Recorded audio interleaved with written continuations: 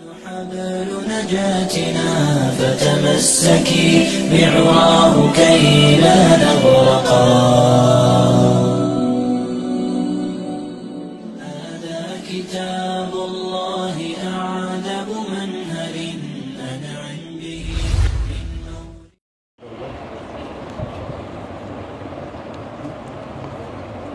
من نحمده ونصلي ونسلم على رسوله الکریم اما بعد. آج ہم بفضل اللہ یہاں رشید گڑھی پشاور میں اپنے برادر مکرم مناظر اسلام شیر پشاور حضرت مولانا فدا محمد ربانی صاحب دامت فیوضہم کے پاس حاضر ہوئے، اور مقصد یہ تھا کہ حضرت نے چند دن پہلے ایک کامیاب ترین مناظرہ کیا جس میں اہل بدعت کو واضح اور کھلی شکست دی. تو اس پر میں اپنے بھائی حضرت مولانا ربانی صاحب کو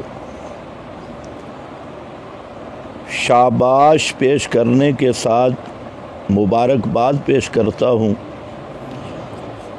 اور ان کی اس جرت مندانہ اور مجاہدانہ فتح مبین پر ہدیہ تبریک پیش کرتا ہوں. اسی سلسلہ میں چند گزارشات پیش خدمت ہیں کہ عذاب القبر ثواب القبر یہ مسئلہ اہل السنت والجماعت کا اجماعی اتفاقی مسئلہ ہے، اور عذاب قبر یا ثواب القبر کا اہل سنت تو دور کی بات، علامہ انور شاہ صاحب رحمہ اللہ جن کو خاتم المحدثین کہا جاتا ہے، اور ان کی شخصیت برِ صغیر میں ایک بہت بڑا مقام رکھتی ہے. تو علامہ صاحب فرماتے ہیں کہ مجھے معتزلہ میں بھی کوئی عذاب قبر کا مطلقاً منکر نہیں ملا. تو یہ ایک اجماعی مسئلہ ہے، اتفاقی مسئلہ ہے، اور کتاب و سنت کی نصوص سے ثابت شدہ مسئلہ ہے. مجھے تعجب ہے کہ بعض لوگ اپنا کاروبار چمکانے کی خاطر اور اپنی معیشت کے پیش نظر اہل حق اشاعت التوحید و سنہ جو اس دور میں حقیقی تعبیر ہے اہل سنت والجماعت کی اور صحیح مصداق ہے طائفہ منصورہ کا، تو ان کو کس لحاظ سے عذاب قبر کا منکر بتلا کر پھر اتنا بڑا جھوٹ یہ کیسے ہضم کر لیتی ہیں، یہ بھی بڑے تعجب کی بات ہے. تو یہاں دو باتیں ہیں. ایک بات ہے نفس عذاب و ثواب قبر،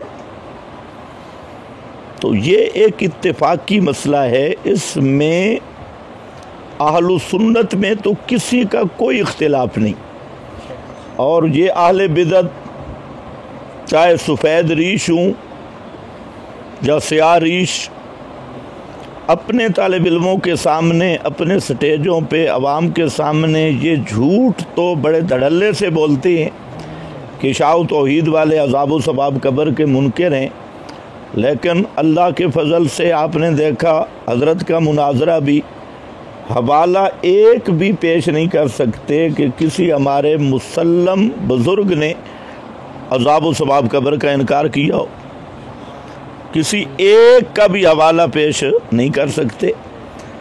اب موضوع ہوتا ہے، دعویٰ یہ کرتے ہیں کہ اشاعہ توحید والے نفس عذاب و ثواب قبر کے منکر ہیں، اور جب بحث کرنی پڑ جائے تو پھر ان پر موت پڑتی ہے۔ نفس عذاب و ثواب پہ بحث کرتے ہوئے پھر بحث کیفیت میں لے جاتی ہیں، یعنی ان جاہلوں کو یہ بھی نہیں پتا کہ جہاں مسئلہ ایک ہے یا دو ہیں۔ تو اہل بدعت کی قسمت میں جہالت لکھی ہے، اور میں یہ عام طور پہ کہا کرتا ہوں، جہاں پر بھی کہوں گا کہ جہالت اور بدعتی یہ بہن بھائی ہے۔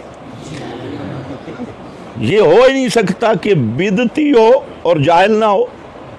تو آپ جہالت یہ دیکھ لیں کہ مسئلہ کیا، شور کیا کرتے ہیں کہ وہ جی اشاعہ توحید والے عذاب و ثواب قبر کے منکر ہیں۔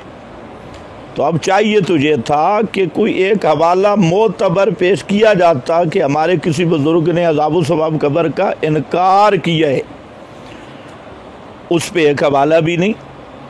پھر مینڈک کی طرح جمپ لگایا اور پہنچ گئے کیفیت عذاب و ثواب میں، یہ ہوتا کیسے ہے، اور یہ جو کیف ہے اس کے متعلق بھی ایک بات ذہن میں رکھ لیں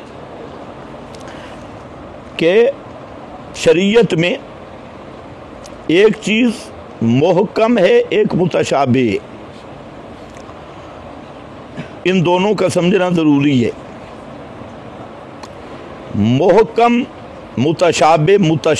محکم وہ ہے جس کے معنی مفہوم پر ایمان رکھنا ضروری ہے،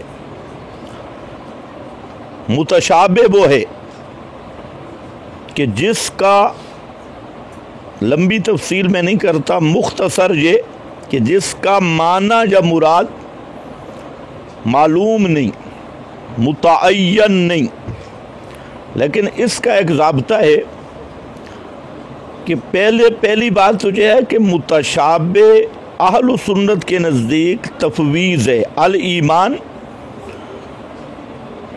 ثم التفویض، نؤمن بہ ولا نسأل عن کیفیتہ، الایمان بہ واجب والکیف مجہول والبعث عنہ بدعہ۔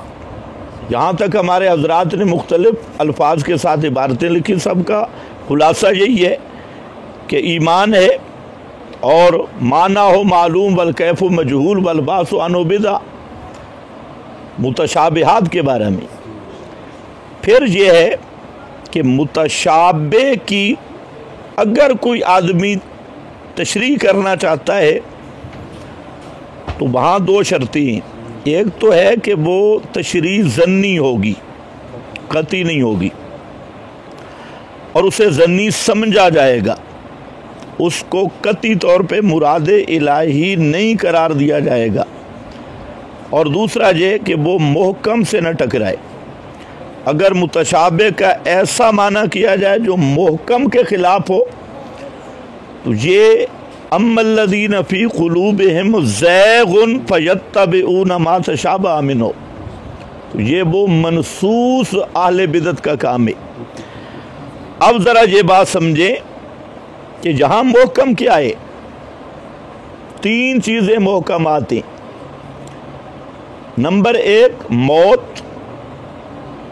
موت عرفی کا معنی 14 صدیوں میں حنفی، شافعی، مالکی، حنبلی، محدثین، فقہا، مجتہدین، ائمہ لغت، ائمہ حدیث، اصول، سب جس نے بھی جہاں بھی تعریف کی ہے موت عرفی کی، وہ یہی کی ہے ابانت الروح عن الجسد ظاہرم و باطنا انقطاع تعلق روح عن الجسد ظاہرم و باطنا، تو اسی کے ساتھ یعنی روح کا بدن سے بالکل یا جدائی. اور جس نے یہ تعریف دیکھنی ہو تو آپ کو سینکڑوں حوالے مل سکتے ہیں. سورۃ الملک خلق الموت والحیات، اس کی تفسیر میں کوئی تفسیر اٹھا لیں. فیمسک التی قضی علیہ الموت سورۃ زمر، کوئی تفسیر اٹھا لیں، چاہے وہ شوافے کی ہو، حنابلہ کی ہو، مالکیوں کی ہو، حنفیوں کی ہو، کوئی بھی لغت عرب مفردات راغب اٹھا لیں اور کوئی اٹھا لیں، تو موت محکم ہے. اور اس کا مطلب کیا ہے؟ روح کی بالکل یا جدائی، ابانہ تامہ، خواہ ابتدان ہو یا اس وقت ہو یا ابتدان ہو، سمجھنے والے سمجھ جائیں گے. تو بہرحال یہ ابانہ تام ہے. اس کے بعد جو دوسری چیز ہے جس پر کتاب اللہ کی واضح نصوص دلالت کر رہی ہیں کہ روح اس بدن میں قیامت تک عادتاً نہیں آتی. خرق عادت کا معاملہ جدا ہے. ضابطہ قانون یہی ہے کہ موت کے بعد روح اس بدن میں نہیں، یہ محکم بات ہے. اور موت کے بعد میت میں ادراک کے دنیاوی نہیں، دنیاوی ادراک نہیں، سننا دیکھنا دنیا کی چیزوں کو، یہ نہیں ہے. یہ تیسرا محکم ہے. اب عذاب و ثواب کا برحق ہے، اور اس کی جو کیف ہے وہ متشابہات سے ہے. متشابہات سے کیوں ہے؟ اس لیے کہ روح بدن میں نہیں. آپ کے سر میں درد ہو تو یہ متشابہ نہیں ہے کہ آپ کے روح بدن کے اندر موجود ہے. تو روح اندر موجود ہو تو پھر متشابہ ہونے کا کیا مطلب؟ لیکن ان عقل کے اندھوں کو الٹا نظر آتا ہے. متشابہ ہے ہی اس لیے کہ روح بدن میں نہیں ہے. موت کے بعد کا عذاب و ثواب ہے. اب متشابہ کی تفسیر وہ اگر کوئی کرے گا، ظنی کرے گا، مثلا بہت سارے ہمارے ائمہ نے تفویض کو اختیار کیا کہ اس کی کیف، حتیٰ کہ خود جو شرح عقائد نصفی ہر مدرسے میں پڑھائی جاتی ہے، لیکن پڑھائی جاتی ہے اور میرا خیال ہے سمجھی اہل بدعت کے ہاں تو بالکل نہیں جاتی.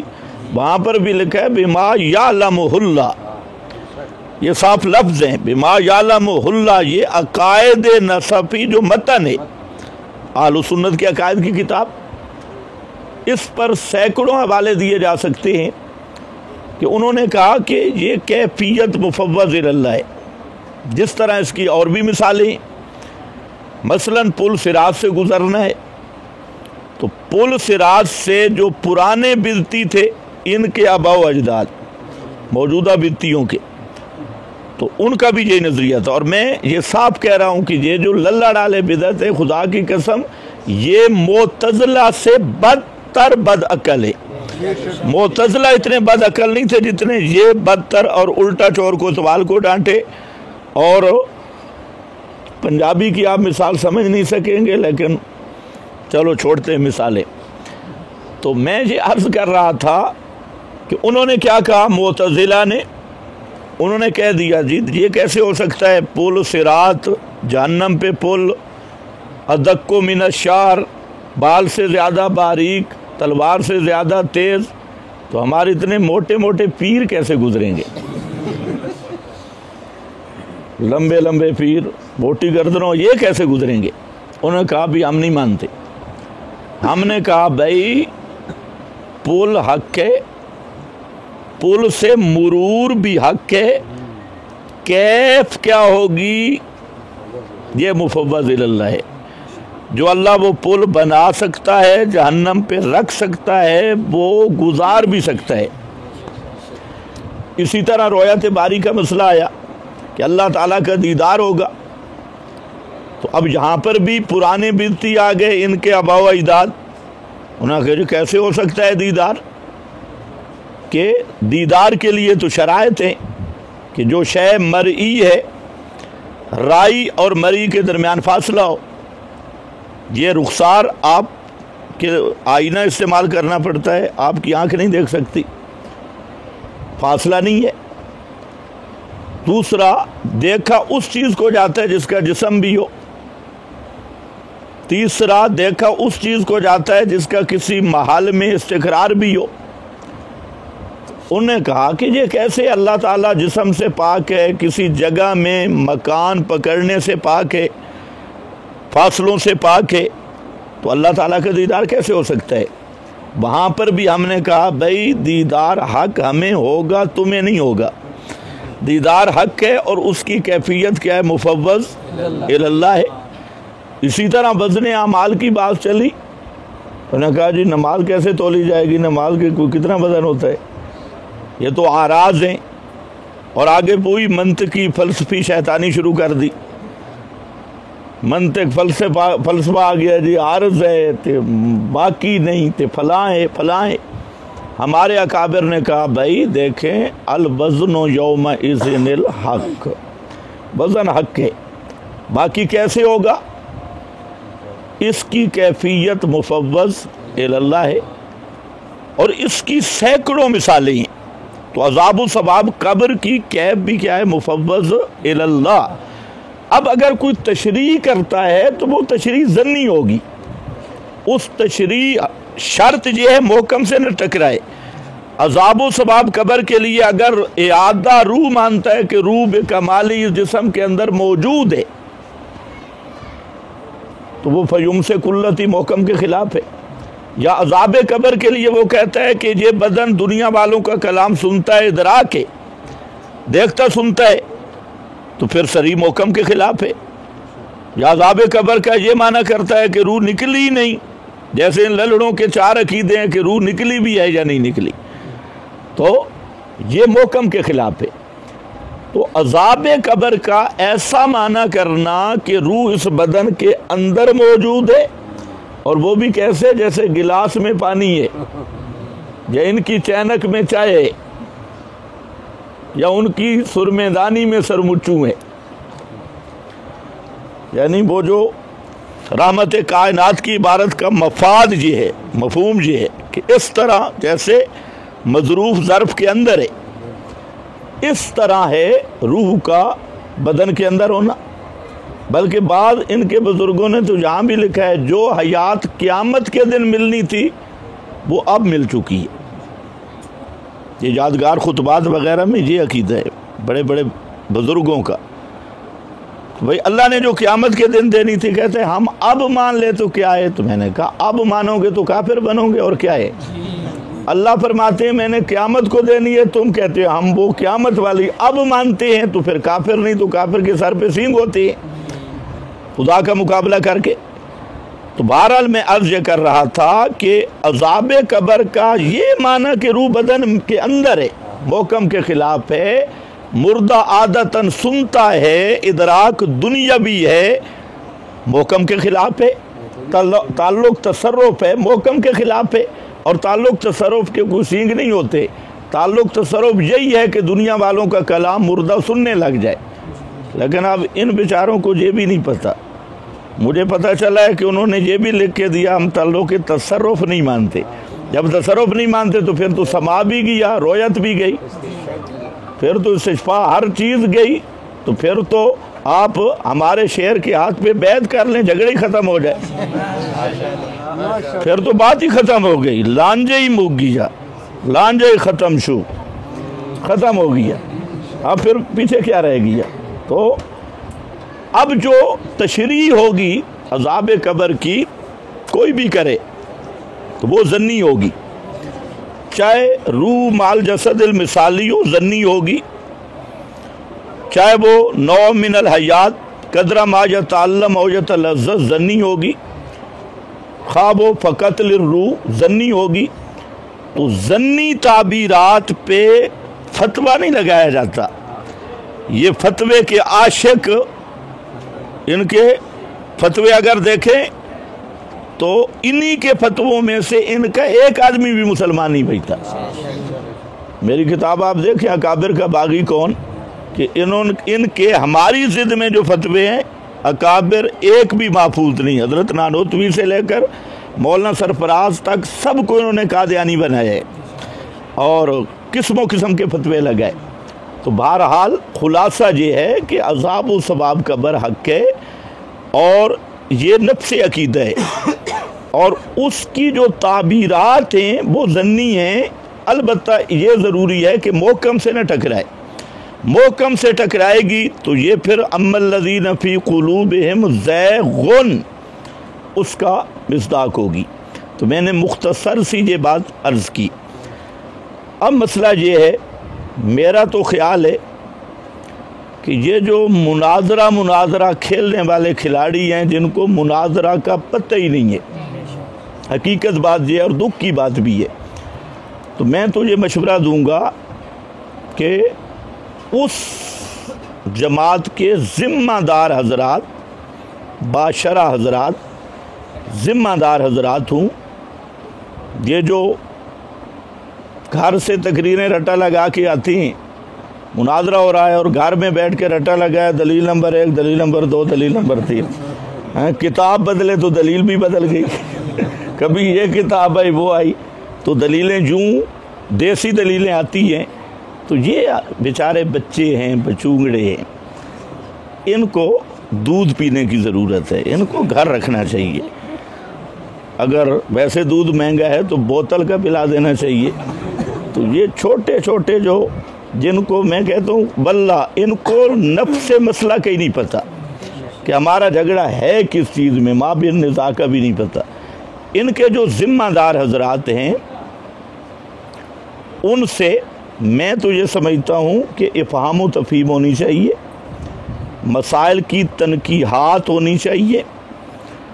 اب یہی مناظرہ دیکھیں، 3 گھنٹے مناظرے کے بعد تحریر آئی کہ ہم تعلق کے تصرف بھی نہیں مانتے، روح کا اعادہ بھی نہیں مانتے. تو 3 گھنٹے مناظرہ کس چیز پہ کیا؟ یعنی 3 گھنٹے پھر جھگڑا کس چیز کا تھا جب تم تعلق کے تصرف بھی نہیں مانتے، روح کو جسم کے اندر بھی نہیں مانتے؟ تو یہ 3 گھنٹے کی کبڈی کیا تھی؟ یہ کون سی کشتی لڑتے رہے؟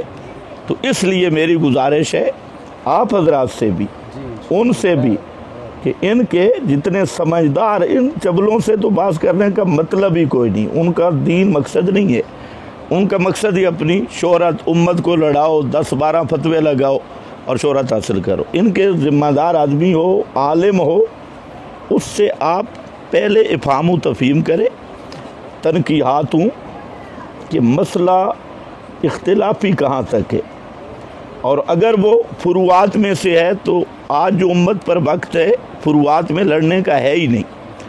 علمی تحقیق تک اگر کوئی اختلاف ہے، فروعات تک ہے، تو اس اختلاف کو اس وقت امت میں ہوا دینا یہ امت کے ساتھ، اسلام کے ساتھ بہت بڑی غداری ہوگی. جہاں مسئلہ کہیں آ جائے کفر کا، بدعت کا، الحاد کا، تو اس مسئلے پہ ڈسکس کی جائے، اس مسئلہ کو سنوارا جائے اور اس پہ دلائل بھی دیے جائیں افہام و تفہیم کی صورت میں. آج پوری دنیا پہ طاغوت اور دجالی نظام کی حکمرانی ہے اور سب ملا بھی پھنسے ہیں، مدارس والے بھی پھنسے ہیں. ابھی جو انہوں نے بل پاس کیا تو اس میں کیا تھے؟ تمہارے مولوی بھی داخل تھے. یہ تو ابھی کہہ رہے ہیں نا کہ ہمارے علم میں نہیں تھا فلانا، اور کوئی تعبیلیں کر رہے ہیں کہ جی اصل میں تو یہ ٹھیک تھا، آگے جا کے کچھ خراب ہو جاتا ہے. تو یہ تعبیلات سارے کرتے ہیں. تو اس وقت امت کو اتفاق کی ضرورت ہے، اتحاد کی ضرورت ہے، اور اتحاد کفر کے ہوتے ہوئے نہیں ہو سکتا.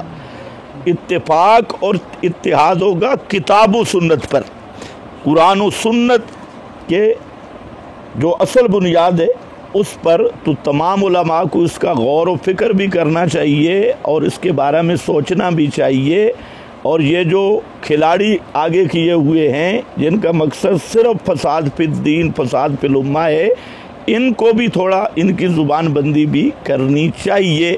اللہ تعالی ہمارے برادر مکرم کو جزائے خیر عطا فرمائے کہ انہوں نے اہل بدعت کا ناطقہ بند کر کے ایک تاریخ رقم کی ہے اور یہ تاریخ انشاءاللہ ہمیشہ محفوظ رہے گی۔